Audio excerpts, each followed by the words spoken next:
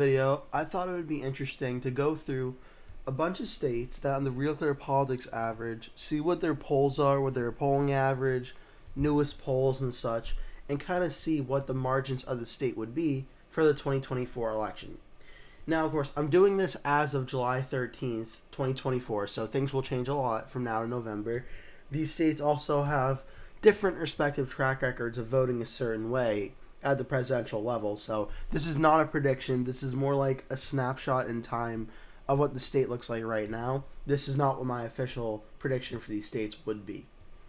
But that being said, let's start off. So I'm going to go over my first state.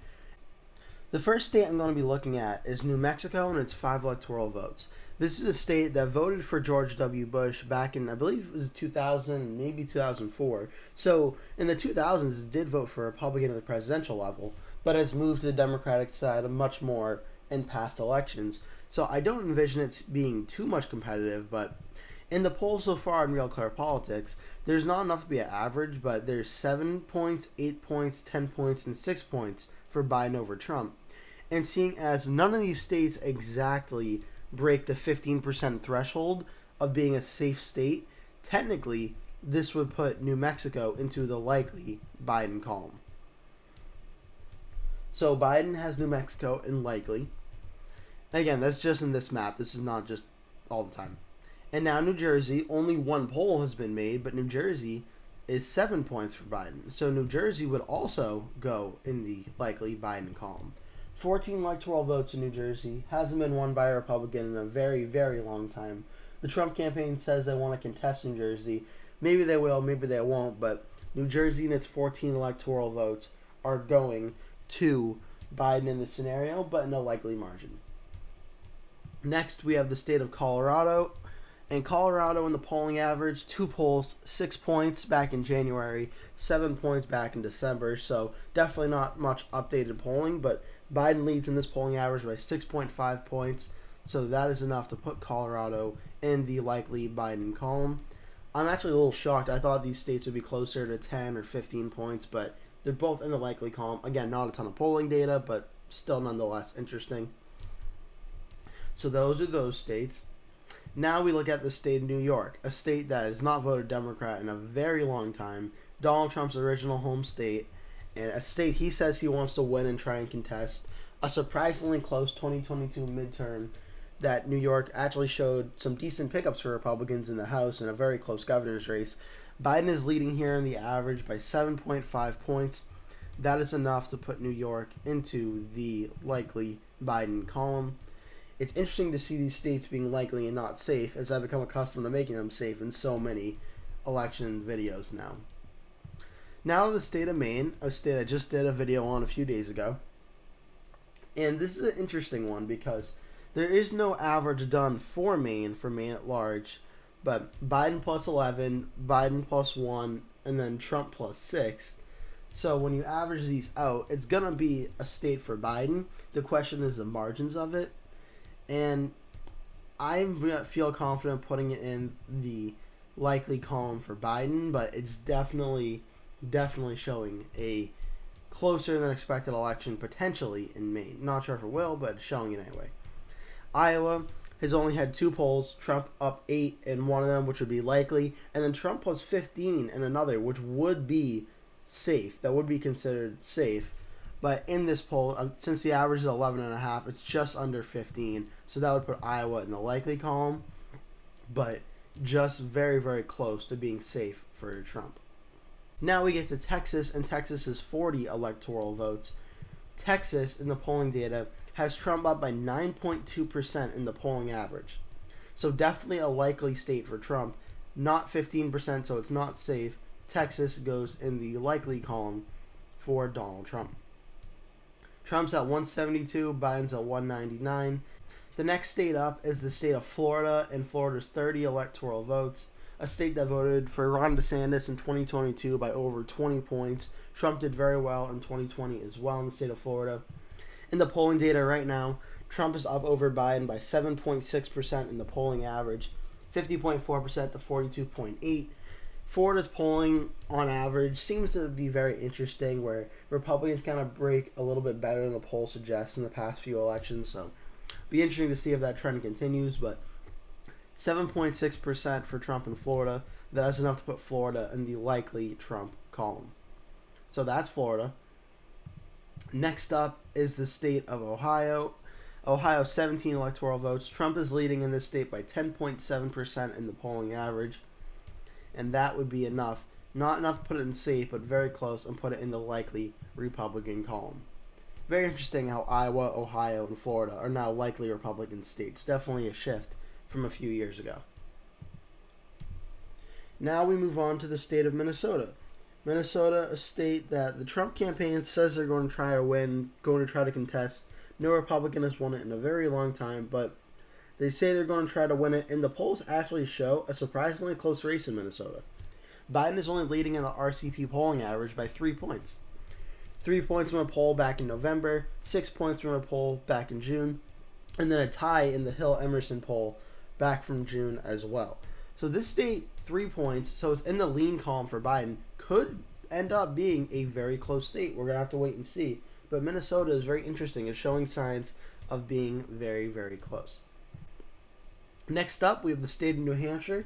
New Hampshire is another state that, after Biden did very well in 2020, I thought New Hampshire wouldn't be too much in play this cycle, but the polling data is showing a relatively close race. A poll back from January showed Biden up 7 points, which was the exact result of what the 2020 election was. But 2 polls in the last few months, UNH back in May had Biden up 4, and St. Anselm back in June had Trump up 2, giving Biden an average of +3. So New Hampshire is a state that may not be 100% Democrat yet. It's showing that this may be a very close election coming up for the 2024, enough to put New Hampshire in the lean Democratic column, in the lean Biden column. Very, very close, and definitely one to keep an eye on. Now we come to Virginia, and it's 13 electoral votes. Virginia is a state that I think everyone kind of thought was definitely gone. It was a Democratic state. Republicans aren't going to be able to contest it much. Then Glenn Youngkin was able to do a surprise upset win in 2021. He wins the Virginia governor's race. And now in the presidential race, Biden's only leading Trump here by 2.2%. 2.2%. Very, very close. A lean Biden state. This is definitely going to be one that if Trump is doing well in Virginia, then maybe that might be a sign he's doing very well nationwide and other places as well. But nonetheless, Virginia, a lean Democratic state, lean Biden state at the moment. So that's Virginia. Now we come to Pennsylvania, and it's 19 electoral votes. This is one of the most important swing states on the map for Trump and Biden. And look at this. Trump is leading in the RCP polling average by 5.3%. Definitely helped by a post-debate gain against Biden. And Trump has just gotten over the 5% threshold to stop being lean and now become likely. 5.3%. He's just broken the threshold in Pennsylvania, where you can now consider Pennsylvania to be a likely Trump state. Now, on election night, there's a lot of undecided vote left based on this polling average, 48 to 43. I think it will still end up being a lean to maybe even tilt state on election night. But given the RCP polling average, Trump has an advantage in Pennsylvania at this moment. Next, we go to Michigan. Michigan, we have our first tilt state of the night. Trump is leading in the RCP polling average by 0.6%. That's under 1%, so that'll go in the tilt column for Trump. But it's a very interesting state where Biden led for a little bit of time. Trump took a big lead for a while. Biden came back up, took a little bit of the lead back, or got very close for a little bit. Trump gained a bunch of the lead back, and now it's very close again. Michigan definitely going to be one of the closest states that comes down to the wire on election night. For now, it's rated as tilt for Donald Trump. Now we come to the state of North Carolina. North Carolina has a polling average of 5.8% when you add up all the recent polls. 5.8% for North Carolina. That is enough to put it in the likely Trump column.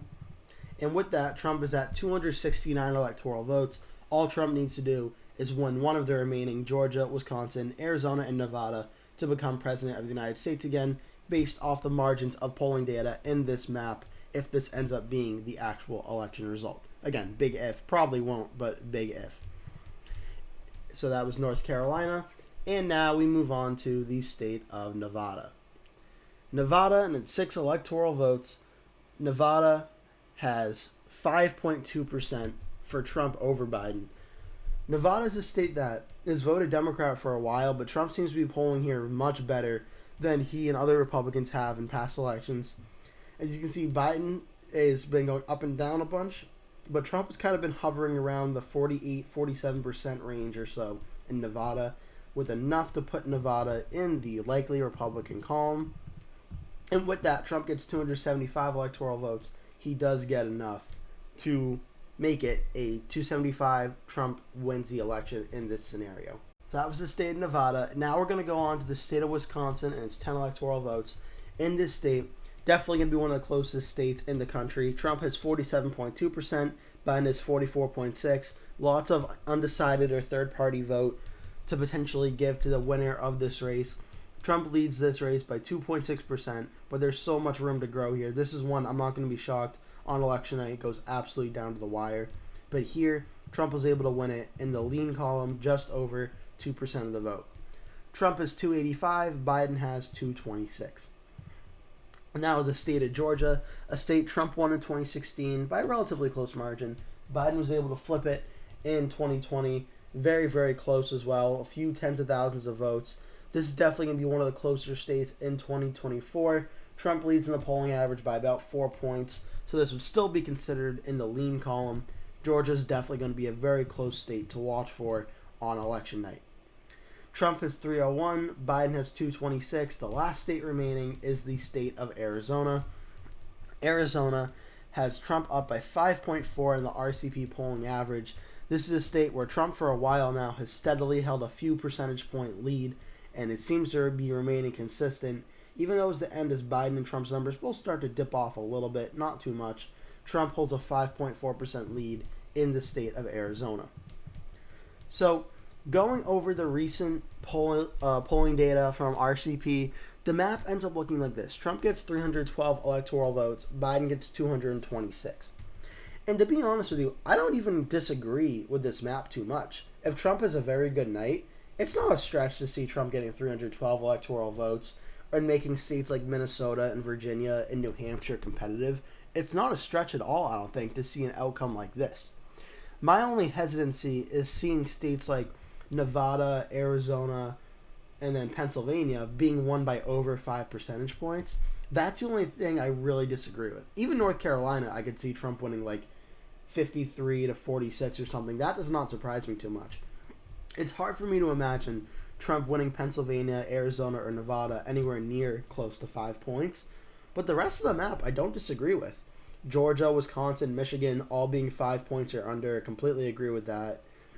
Texas being close to being safe, but just under 15 points. I can definitely see that.